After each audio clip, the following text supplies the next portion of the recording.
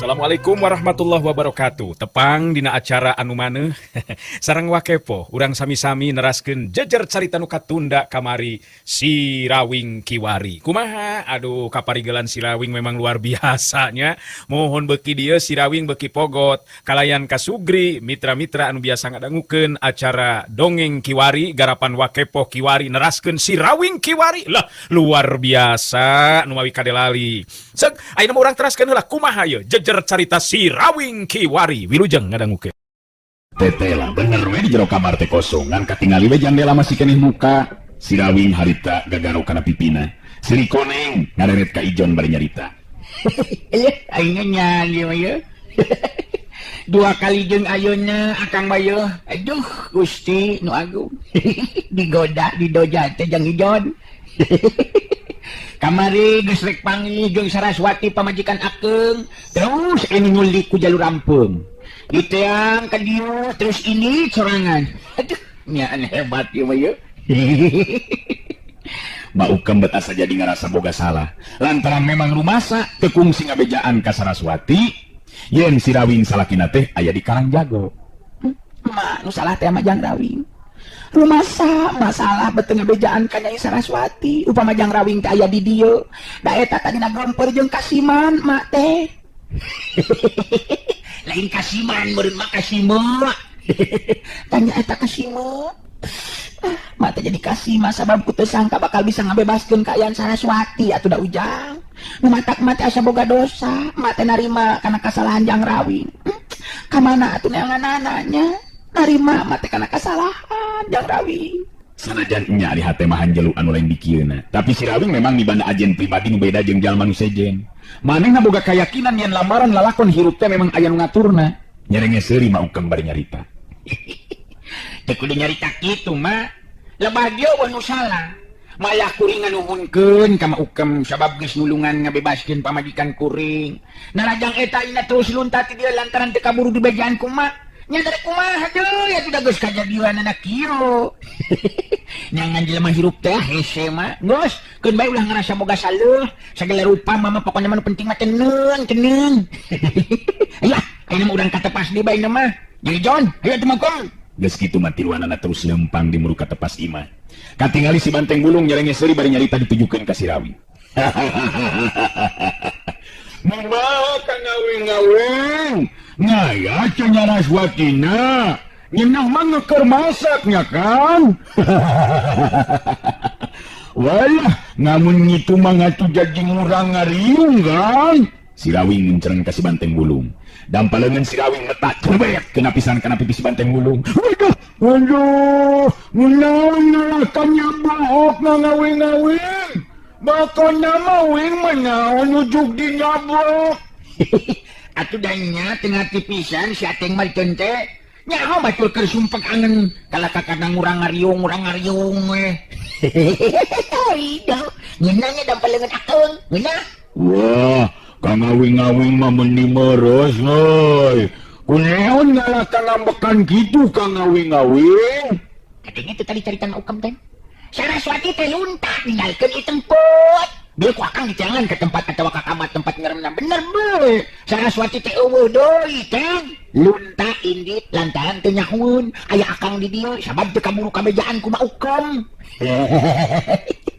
Wah, gitu Kang ngawing-ngawing. Aduh, muing bener-bener jadi nganjelu ngamun gitu mah ngaduh. Nganjakal deui maeng ieu mah Kang ngawing-ngawing. Wah, jadi cenah Saraswati ngeungeus kinit deui wae beureunya Kang ngawing-ngawing. Nya init di bae euy.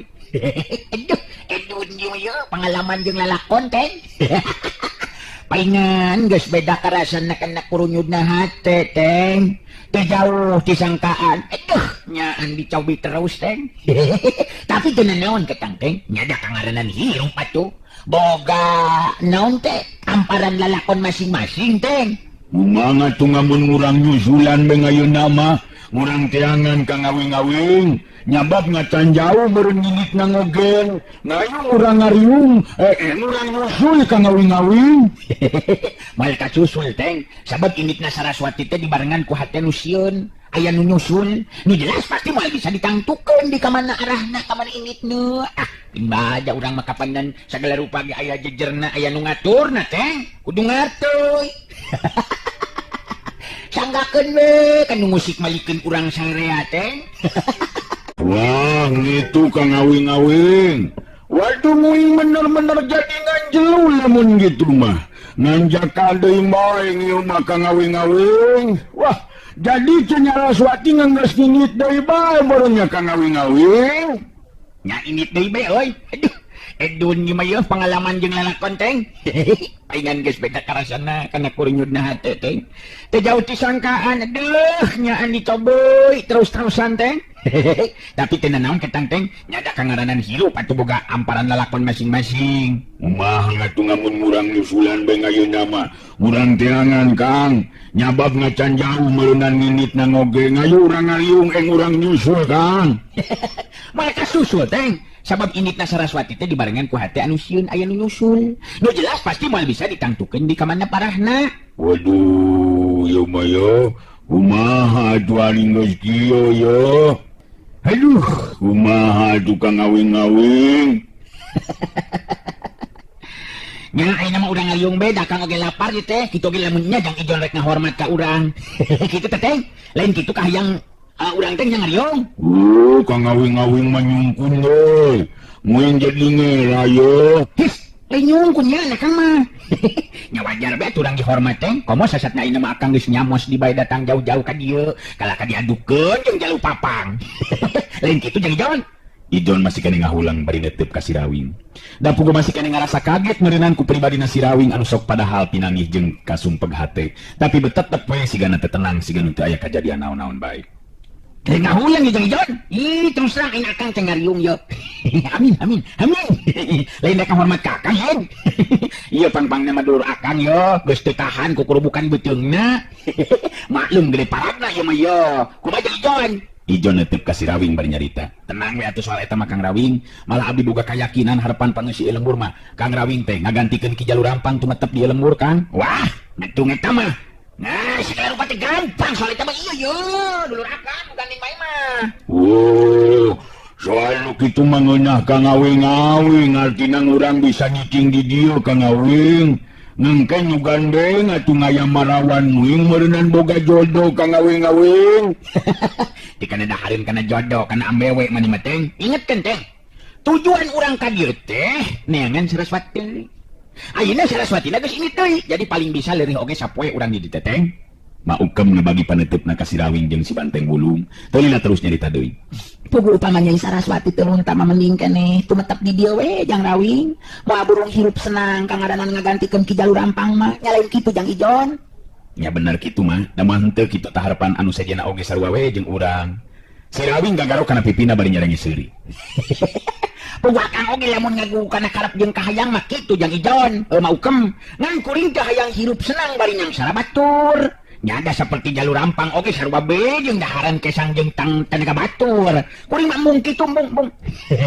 Lain asa kaingetan lamun teu salah mah Jalur Rampang teh boga mustika tawajimat ceuk beja mah di bawah teu. Di bawah teh nya. Maukem nu nimbalan pananya si Rawing. Puguh bieu teh kumaha ditingali di kamar panyepenanana sigana bae tadi teh nyelang ka dieu heula waktu kabur ti pakalangan teh jang Rawing. Sabab kanyut kundang wadah batu mustika teh bet eueuh geuningan jang Rawing. Da tadi nama rek dirawatan be ku mak teh sabab teh tela geuningan ampu eta mustika tulak bala teh. Nyai Saraswati oge cageurna teh apanan ku eta. Oh, jadi disimpan teh dina kanyut kundang mah. Nyimpen mustika mah dina kanyut kundang segala rupanya. Dasar Jalur Rampang. Cek si Anteng mah jalu papang cenah. Jadi ngayeuna urang teh kumaha ka ngawing-ngawing. Nya maksud nguing teh ngarek kumaha ngamun urang nganggo sapoe ngaya di dieu ka ngawing. Nya urang neruskeun di lampah tuh teh. Mokonna mah. Urang nepikeun ka bisa tepung jeung Saraswati. Keur naon urang lumampah lamun nepikeun ka teu panggih. Bener teu? Apanan kitu meureunnan apanan? Maukem loba netep ka si Rawing. Kitu teh malah bari ejeung nyarita jero hatena. Bet asa kakara aing mah pangijung jalma samodel si Rawing. Tenang we, sigana teh ngarupan kajadian naon bae oge. Nu jadi pamajikan ngejat ini tinggalkeun ieu patempatan atawa ngarasahan jelema mah pantesna teh paroman alung nguyung ieu mah ih berag we malah bari tetep bisa keneh heureuy nya antara amek sigana mah ieu jelema teh. Kunaon meleong bae ka kuring mah? Resepnya entong burning emak akin geus kolot. Parawan oge masih kena aya nu naksir ka uing. Nu matak ulah hilating melong bisin bogoh. Jang Rawing mah taeun teh sok ka mana karep lain ari mah bet ku ngarasa kaget nyata ningali Jang Rawing teu katingali alung muyung. Sakuduna kangaranan anu hanjelu hate mah kuduna be atuh alung muyung mah. Nah, make kudu nguyung mah. Da geus kitu kajadianana atuh moal bisa lipur jeung ngadadak datang deui ka dieu Saraswatina ge upama kuring nguyung. Moal bisa nunggu bara moal bisa nunggu bareun ni kana hate sorangan kajabat dirina sorangan. Sok siapkan ini mah ya, urang ngariung teh mau kem, jangan maju na yeuh hamin. Poe harita si Rawing jeung si Banteng Gunung dihormat teu beda ti ka tamu agung we. Malahan dina waktuna prung harita ngariung mesa kabeh pangesi lemburan ngegrakeun eusi hatena miharep sangkan si Rawing tumetep di Karang Jago ngagantikeun Jalur Rampang. Si Rawing nepikeun ka eusi hatena sakabeh nu aya di dinya memang pada ngarasa simpati, lain bae ku ajen pangartina si Rawing tapi ku ajen pribadina. Kadulur-dulur kuring nu aya di Karang Jago ya. Lain nampikeun pangasi. Boga geus kasawang ku kuring oge lamun hirup di dieu tang tu bakal senang. Tapi kuring oge boga lembur jeung kulawarga. Jadi teu bisa mentingkeun diri sorangan ya, Lur. Ngan kuring rek amanat ya kadulur-dulur sakabeh. Omat palajak jeung tinakan Jalur Rampang ulah diturutkeun. Di ieu lembur Karang Jago geus teu kudu aya rajana jago. Sabab eueuh anu jago kangaranan sok cilaka mah. Anu jago anu salamet hartina teu boga musuh jeung teu dipikageuleuh batur. Nu mata kuring menta Jalur Rampang teu kudu aya nu ngagantikeun. Tumuluh mekarna di lembur estuk gumantung kumaha nu ngeusianana. Ari sabab anu jago sabenerna mah bogu kahirupan kabengku ku Jaya jeung Emen. Jaya jeung apes maksud teh. Kumaha harti Lur? Kartos. Kaweh nembalan saur manuk. Nya gitu. Jadi nu kudu diteangan mah kasalametan sabab sanajan kuring oge mangsa leuman ilmu bela diri teh lain keur neangan musuh atawa nambahan lawan. Tapi pikeun ngabela diri upama kacangkir bangban, leuwihna tiasa pikeun nambahan tali mimitran kaduduluran kitu. Jadi eueuh nu jago di alam dunya mah eueuh. Najan ayeuna naon bae oge pangkat berendel kadudukan boga ente jago henteu kabeh oge eueuh nu jago manusia mah angin zat nu maha kawasa Allah aja wajalla anu moal aya anu mapakan tuh kitu. Caritaan si Rawing memang bet pajauh pisan jeung caritaan Jalur Rampang. Teu matak aneh upama nu ngariung teh jadi beuki simpati ka si Rawing. Opat jago Karang Jago nu sateureuna aya ditungtung curugna Jalur Rampang katingali dari apisan dina ngabandungan guaran carita si Rawing. Malah si Rawing oge ngareret ka eta opat jago bari teu lila terus nyarita deui. Tah, kaya dulur kuring ngopatkeun yo. Di antara nu yang ijon katunu sejenna. Kade ulah diturutan tinakan seperti Jalur Rampung. Sarta anjeunna opatan teu kudu umangkeun ngarasa pangjagonna deui. Sabab sanajan jago kangaranan geus paeh mah tetep kudu dikuburkeun ku batur dina ieu hal tang tinggal ge tetangga-tetangga anu deukeut. Jadi ulah yang disebut jago lamun can bisa paeh ngubur maneh. Aya nu bisa paeh ngubur maneh. Ijon ngawakilan tilu baturna harita cumarita. Amanat oge kasauran Kang Rawing ku abdi opatan tang tu diestokeun pisan. Dina harti jadi bahan perhatian. Sabenerna mah memang loba anu teu panuju kana tindak laku ki Jalur Rampang teh Kang Rawing. Tapi saha jalmana anu wani ta ayeuna mah seolah-olah ieu lembur teu bebas tina kekawasaan ki Jalur Rampang. Iya, nu mah teu geura makakeun ieu lembur. Malah geus waktuna pikeun ngawangun ieu lembur sangkan jadi lembur anu mukti pikeun para petani, anu dagangna pada senang. Ku cara rempuk jungkung sauyunan lain dipikir-pikir bet jadi tunduh geus dirsian beuteung manyeteng. Aduh, tengenaheun aing mah yah geus tunduh. Pokoknya mah ya hari hirup manusia mau sok adigung-adiguna asa aing pangakeungna, asa aing pangjagonna, asa aing pangbeungharna. Moal aya jago, moal aya beunghar, moal aya siutus eta. Monggo Allah mah kabeh ge sarua. Jalma anu takwa nu dianggap mulia ku Allah. Tuh, nu mantegen. Aduh, tunduh beuteung teh geus deusian sok terus ngarelak tunduh ke geus saudang sare lapar deui. Beteungeun naheun si Rawing teu nyarita dari oge bet mengkol kana hal anu sejenna. Si Banteng Gulung anu nyanda dina tembok bari sila harita katingali panon geus tunduk. Aduh, memang bener Kang Awing-awing. Muduna mah ngaya buah-buahan ngamun ngeungeus ngariung ieu mah Kang Awing. Biasana mah sok ngaya buah ngedong jeung buah ngarum manis, Kang. Ngenak merenanya peedo. Cik atuh teh ari geus deusian mah tong rupa-rupa make jeung main tabung buahan segala rupa. Ulah ngelakeun ka akang atuh teh. Abong deukeut ka laut di dieu mah meni hareudang kucing oge nya teh. Munya nu matak muduna mah ngaya bumbuahan nganu nyeger-nyeger Kang Awing-awing. Aduh, mun aya nu nyeger-nyeger teh aduh. Si Banteng Gulung harita ceplaknya anggeus tuluheun sigana mah. Ngan untung ngariung teh di jero imah jalur rampang nu kawilang gede jeung laluasa. Peuting harita di tempat sejen Maningsih jeung Nyi Asi. Sabenerna mah geus lereti beranya kitu di Marlan malah Maningsih masarena teh teu boleh bareng jeung incuna. Nya eta Rasanti budak awewe adina si Keling anu umurna kakara 7 tahun. Ti sabang prak si Rawing jeung Saraswati sarta si Keling eueuh di Pilemburan karasa ti poe ka poe ti beki simpe. Kayaan Pilemburan nu kungsi diranjah ku Karaman Gempar Karoban memang jadi nari kolot. Komo ku eueuhna si Rawing manu dijadikeun gunung panangeuhan ku pangisi lembur, beki nambahan ti isina eta Pilemburan. Di antara suara papais peuting kaining suara jangkrik jeung sajabana kadenge harita hawar-hawar suara anjing nu babau. Marlan katingali harita nu lisik hudang lilir tina sarena.